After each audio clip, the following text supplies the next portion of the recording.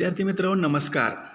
मी प्राध्यापक विद्याधर पाटील, दहिवडी कॉलेज दहिवडी, तालुका मान, जिल्हा सातारा. तर आज आपल्याला भारतीय राज्यघटनेतील घटना निर्मिती या विषयावरील तिसरा व्हिडिओ आपल्यासाठी घेऊन येत आहे. तरी हा व्हिडिओ पाहण्यासाठी आपल्या योग विद्या MPC चॅनलला सबस्क्राईब करा आणि आपण आता आपल्या व्हिडिओला सुरुवात करूया.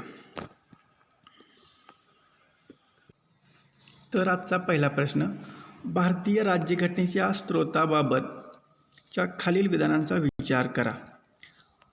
बघा, एकूण पर्याय 4 दिलेत. म्हणजे भारतीय राज्यघटनेत कोणकोणत्या स्त्रोतापासून आपण कोणाकडून काय काय घेतलं आहे ते पाहायचं आपल्याला, आणि ते विधान योग्य आहेत का. पहिलं विधान बघा, संसदीय लोकशाही ब्रिटिश राज्यघटना, हे बरोबर आहे.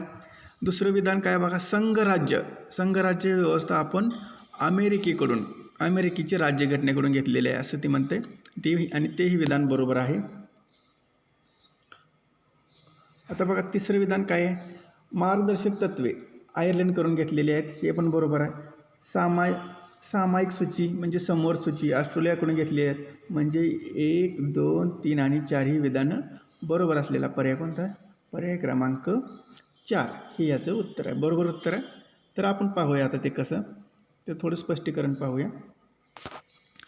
तर बघा, आपण पहिल्यांदा बघू कुठून आपण काय काय घेतलं ते. पहिल्यांदा बघू आपण 1935च्या कायद्यातून काय घेतलं आपण.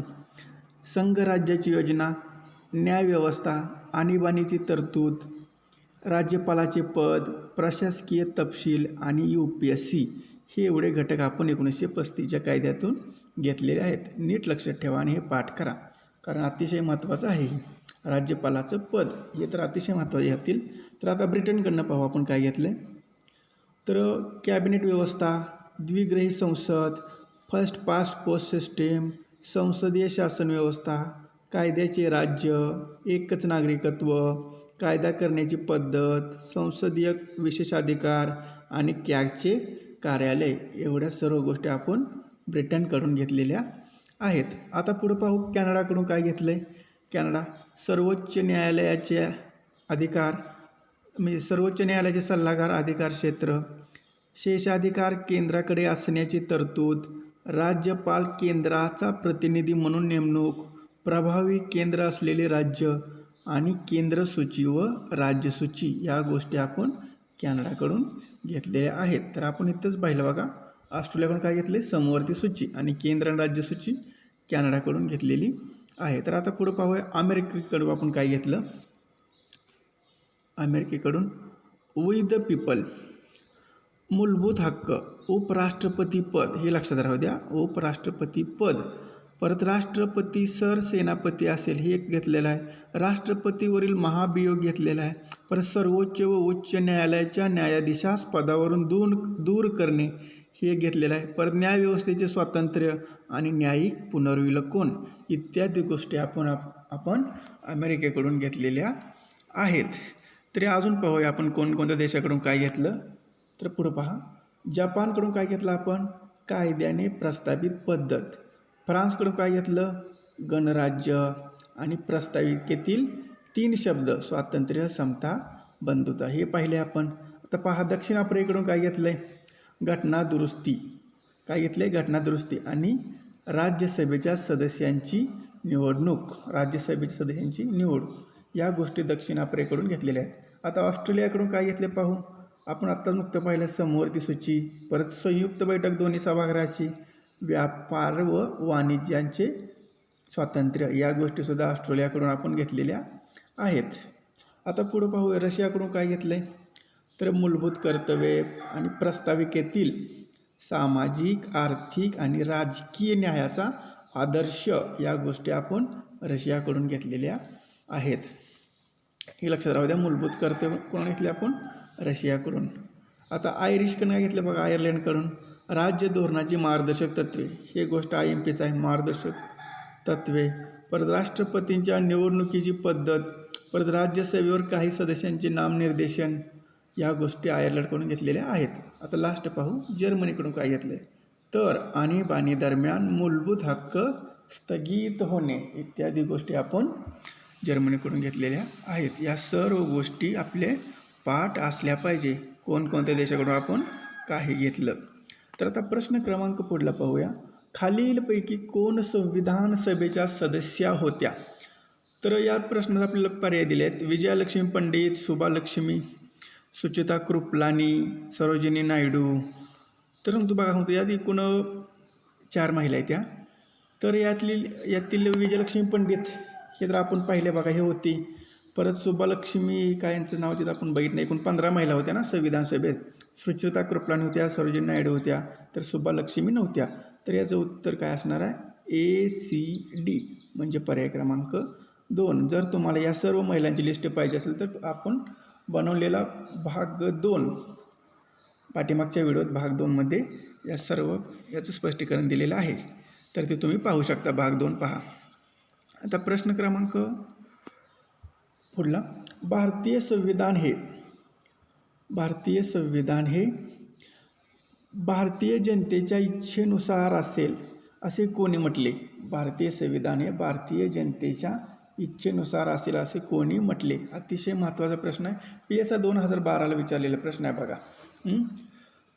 तर हे असं कोणी म्हटले? तर महात्मा गांधींनी कधी म्हटलं? 1922ला बघा. त्यांनी फक्त संकल्पना केली होती की संविधान सभेसारखी सभा असावी म्हणून. असं 1922ला महात्मा गांधी म्हटले होते.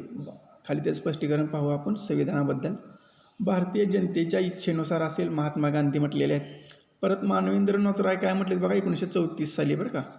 1934 साली मानवेंद्रनाथ राय यांनी सर्वप्रथम भारतासाठी संविधान सभेची कल्पना मांडली. कधी मांडली? 1934ला.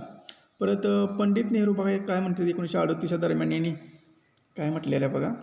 स्वातंत्र्य भारताची घटना प्रौढ मताद्वारे निवडण्यात आलेल्या संविधान सभेद्वारे कोणत्याही बाह्य प्रभावाविना म्हणजे बाह्य हस्तक्षेपाविना तयार करण्यात यावी, हे असं पंडित जवाहरलाल नेहरू यांनी म्हटलेलं आहे 1938 साली. परत तर हे होतं ह्याचं स्पष्टीकरण.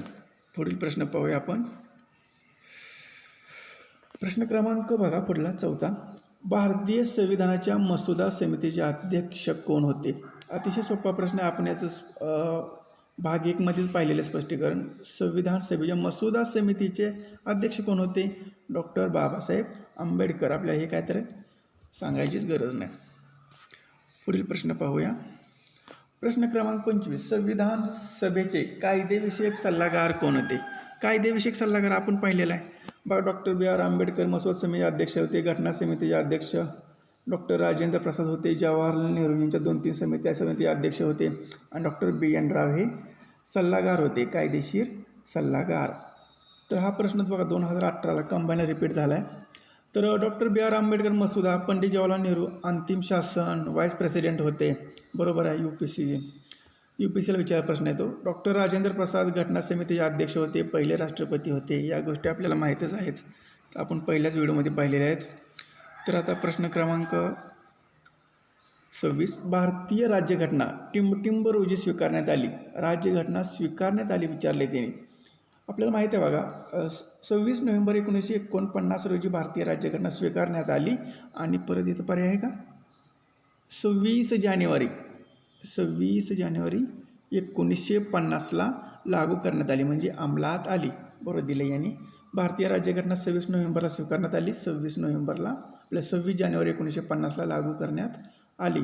तर 26 जानेवारी 1930ला भारताचा प्रथम स्वातंत्र्य दिन साजरा करण्यात आला होता. आपल्याला माहिती आहे, रावी नदी काठी लाहोर या ठिकाणी पंडित जवाहरलाल नेहरूंनी राष्ट्रध्वज फडकवला होता. त्यावेळेसच प्रथम स्वातंत्र्य दिन साजरा करण्यात आला होता. आणि आता दुसरी गोष्ट बघा, त्यातली 26 जानेवारी 1950 हा दिवस घटनेच्या प्रारंभाचा दिन समजून गणराज्य दिन म्हणून पाळला जातो. गणराज्य दिन आपण म्हणून पाळतो 26 जानेवारी. तर आता पुढे बघा, मूळ घटनेत 26 नोव्हेंबर म्हणजे 1949ला 22 भाग होते, 395 कलमे होते, 8 अनुसूच्या आणि अशी 1 प्रस्ताविका होते. इत्यादी गोष्टी त्यात समाविष्ट केलेल्या होत्या. आता प्रश्न क्रमांक पुढील पाहूया. भारताच्या घटना समितीचे पहिले अधिवेशन केव्हा झाले? या सुद्धा प्रश्न आपण स्पष्टीकरण पाहिलेले आहे भाग 1 मध्ये. भारताच्या घटना समितीचे पहिले अधिवेशन केव्हा झाले होते हे आपल्याला माहीत आहे. 9 डिसेंबर 1946 रोजी पहिली बैठक झाली होती. तर बघा या प्रश्नाचं उत्तर स्पष्टीकरण दिले पहिल्या भागात. तर त्या पहिल्या बैठकीचे अध्यक्ष कोण होते? डॉक्टर सच्चिदानंद सिन्हा. उपाध्यक्ष होते फ्रँक अँथोनी. आणि त्या बैठकीला 211 सदस्य हजर होते. मुस्लिम लीगचे सदस्य गैरहजर होते. ती बैठक कुठं झाली? नवी दिल्ली सेंट्रल हॉलमध्ये झाली होती बघा. त्या दिवशी सोमवार होता. असल्या गोष्टी आपल्याला पाहिलेल्या आहेत आपण या गोष्टी सर्व. तर आता प्रश्न क्रमांक पुढला पाहूया. संघीय शासन व्यवस्थेमध्ये कशाचा समावेश असतो त्याने विचारलं आहे. तर आता AS 2011ला विचारलं आहे. सत्तेचे केंद्रीकरण केलेले असते पण सत्तेचे विकेंद्रीकरण केलेले असते. हा अतिशय महत्त्वाचा प्रश्न आहे. सत्तेचे काय केले असते? विकेंद्रीकरण. एकच सरकार, यामध्ये केवळ एकच सरकार हे नसते. यामध्ये केवळ प्रांतीय सरकारे असतात हे पण नाही. म्हणजे पर्याय क्रमांक 2 हे उत्तर बरोबर आहे. आता पुढील प्रश्न पाहूया. त्याचं थोडं स्पष्टीकरण दिलं बघा या ठिकाणी. संघराज्य हा शब्द उच्चारल्याबरोबर आपल्या डोळ्यासमोर अधिकाराची विभागणी असे आले पाहिजे. मग ते 2 पातळीवर, केंद्र आणि राज्य. हे महत्त्वाचं आहे बघा. संघराज्य म्हणजे काय? केंद्र आणि राज्य पातळीवर विभाजन किंवा 3 पातळीवर असो. सत्तेचे विकेंद्रीकरण म्हणजे संघराज्य होय. सत्तेचे कसं? विकेंद्रीकरण म्हणजे संघराज्य होय. सत्तेचे केंद्रीकरण व एकच सरकार, युनिटरी गव्हर्नमेंट म्हणतो आपण त्याला. आणि त्यासाठी आपण थोडं माहिती अजून पाहिजे असेल तर व्हिडिओ क्रमांक 1मध्ये याची माहिती भेटेल. तर आपण आता पुढला प्रश्न पाहूया किंवा थोडी महत्त्वाची माहिती आहे याबद्दल ती माहिती पाहूया किंवा याच्यावर प्रश्न विचारलेत किंवा काही प्रश्न विचारलेले पण नाहीत ती पण माहिती पाहूया. पहा, घटना निर्मिती या घटकावर आयोगाने ज्या बाबतीत प्रश्न विचारले नाहीत असे आपण ती पाहूया. म्हणजे घटना समितीची निशाणी काय होती? हत्ती होतं. चीफ ड्राफ्ट्समॅन HC मुखर्जी होते. भारतीय राज्यघटना हस्ताक्षर कोणी लिहिलं होतं? भारतीय राज्यघटना प्रेम बिहारी नारायण रायजादा यांनी लिहिलं होतं. प्रेम बिहारी नारायण रायजादा यांनी लिहिलं होतं. नक्षीकाम कोणाचं होतं? बिहोर राम मनोहर सिन्हा यांचं होतं. हिंदी भाषेतील राज्यघटना वसंत क्रिश वैद्य. आकर्षक कला नंदलाल बोस यांनी इत्यादी सहकार्य केलेल्या इत्यादी गोष्टी यांनी राज्यघटनेत समाविष्ट होत्या. आता पहा, मे 1949 राष्ट्रकुल सदस्याला मान्यता दिली घटना समितीचे. तर परत 22 जुलै 1946 रोजी आपण राष्ट्रध्वज स्वीकारला. त्याचं डिझाईन कोण केलं तर आंध्र प्रदेशचे पिंगल्ली व्यंकय्या यांनी तयार केलं होतं. तर आपल्या राष्ट्रध्वजाचं प्रमाण कसं आहे? 3:2, त्यात 24 आरे आहेत. या गोष्टी आपल्याला माहीतच आहेत. परत बघा अजून 24 जानेवारी 1950ला आपण राष्ट्रगीत राष्ट्रगान स्वीकृत केलं. संविधान सभेची शेवटची बैठक कधी झाली पहा?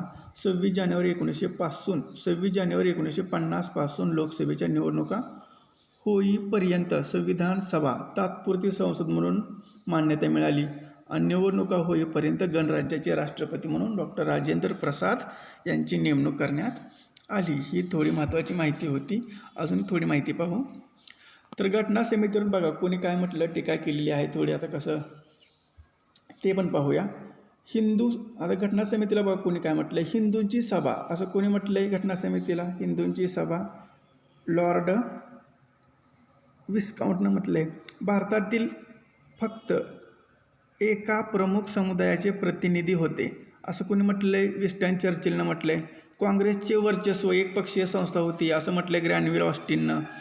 सार्वभौम संस्था नाही, प्रातिनिधिक संस्था नाही, कालवेळी होती असं म्हटलेलं आहे. आता पुढं पहा. खर्च बघा, यावेळेस त्या घटना समितीला 64 लाख रुपये सुमारे खर्च आला. 2 वर्ष 11 महिने 18 दिवस काम केले. पण आयोगानं उत्तर किती दिले? 2 वर्ष 11 महिने 17 दिवस असं उत्तर दिलेलं आहे. तर 14 ऑगस्ट 1946ला अंतरिम शासन स्थापन करण्यास पंडित नेहरूस बोलावले व सप्टेंबर 1946मध्ये अंतरिम गव्हर्नमेंट स्थापन केले. संविधान सभेद्वारे अमेरिका, ऑस्ट्रेलिया, चीन केवळ या 3 देशांच्या सदस्य देशांचे वाचन करण्यात आले. संविधान सभेनं बघा घटना मसुद्यावर सर्वात शेवटी डॉक्टर राजेंद्र प्रसाद यांनी सही केली. पण सर्वात शेवटची सही ही फिरोज गांधी यांची होती, कारण डॉक्टर राजेंद्र प्रसाद यांनी पंडित नेहरूंच्या वर सही केली होती. तर मसुदा समितीचे कामकाज किती दिवस चाललं बघा, 141. विधानसभेचं प्रत्यक्ष कामकाज 166 दिवस चाललेलं आहे. घटना समितीत न्यायाधीशाचे स्थान हे देवाचे स्थान असतं, असं महावीर त्यागी यांनी म्हटलेलं आहे बघा. या गोष्टी लक्षात ठेवल्या पाहिजे आपण. आता पुढं पहा, 1922मध्ये यंग इंडियात महात्मा गांधींनी म्हटले बघा, भारताचे इच्छेप्रमाणे संविधान असले पाहिजे. 1934ला मानवेंद्रनाथ रॉय यांनी म्हटले, घटना समितीचा असा शब्दोल्लेख प्रथम केला. परत ऑगस्ट ऑफरमध्ये 1940ला बघा, ऑगस्ट ऑफर 1940ला लिहित गो भारताची घटना मुख्यतः भारतीयांनी तयार करावी असं सांगितलेलं आहे. परत बघा, स्टॅफर्ड क्रिप्स 1942ला पूर्णतः भारतीयांनी तयारी करावी असं त्यांनी सांगितलेलं आहे. पण शेवटी कॅबिनेट मिशन त्रिमंत्री योजनेनुसारच तयार करण्यात आली. या गोष्टी आपल्याला माहीत आहेत.